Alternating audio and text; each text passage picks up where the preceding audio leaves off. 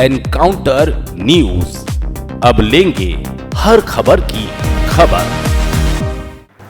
इंदौर में single use plastic प्रतिबंधित है। ऐसे में नगर निगम के द्वारा इसकी खरीदी बिक्री करने वालों के खिलाफ लगातार कार्यवाही की जा रही है। ऐसे में आज बड़ी संख्या में व्यापारी निगम के अपर आयुक्त से मिलने पहुंचे और उन्हें आश्वस्त किया गया कि जल्द से जल्द उनके पास मौजूद स्टॉक को वो खत्म कर देंगे और पर्यावरण के संरक्षण में अपना योगदान देंगे।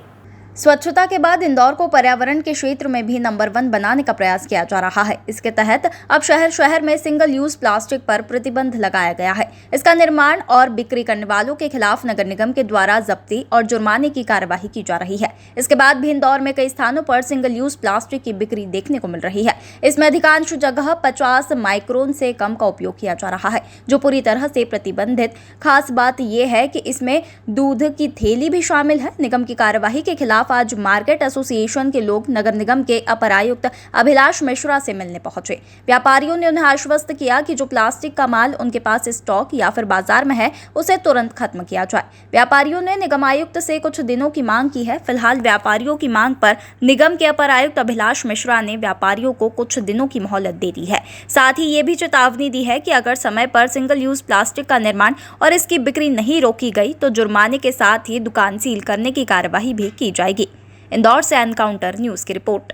देखें, इंदौर में और पूरे स्टेट में सिंगल यूज़ प्लास्टिक जो कि 50 माइक्रोन से कम है वो बैंड है।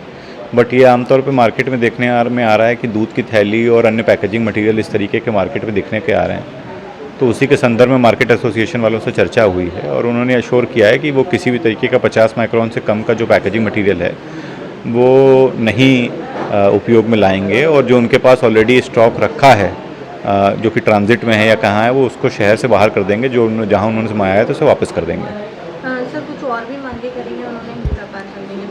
नहीं, उन्होंने बस इसके लिए 2-3 दिन का समय मांगा है, कुछ समय कि जो एग्जिस्टिंग स्टॉक आ गया था वो कुछ क्लैरिफिकेशन में उनको कुछ इश्यूज़ थे, तो वो पैकेजिंग मटेरियल उनको रिटर्न करने के लिए उन्होंने 2-3 दिन का समय मांगा और इसके बाद उन्होंने कहा अगर यदि किसी की अभी मिलती है तो निगम उसको जब्त करके फिर आगे नियमानुसार कार्रवाई करे।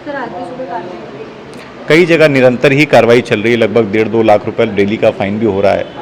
अधिकांश फाइन प्लास्टिक पे हो रहा है। दुकानों पे, कमर्शियल स्थानों पर, फूड जॉइंट्स पर, चाय के ठेलों पे, चाय के कॉर्नर्स पे, जहाँ कहीं भी इस प्रतिबंधित प्लास्टिक मिलेगी या डिस्पोजल का उपयोग होगा वहाँ कार्रवाई होगी। क्योंकि इंदौर स्वच्छता में देश का मॉडल रहा है, तो हम उसमें भी ये स्टेप हम सभी लोग कमर्शियल एस्टैब्लिशमेंट्स के साथ ही मिलकर दिखाएंगे और इंदौर वासी मिलकर दिखाएंगे कि हम प्लास्टिक मुक्त और ये डिस्पोजल मुक्त अपने इंदौर को करके दिखाएंगे।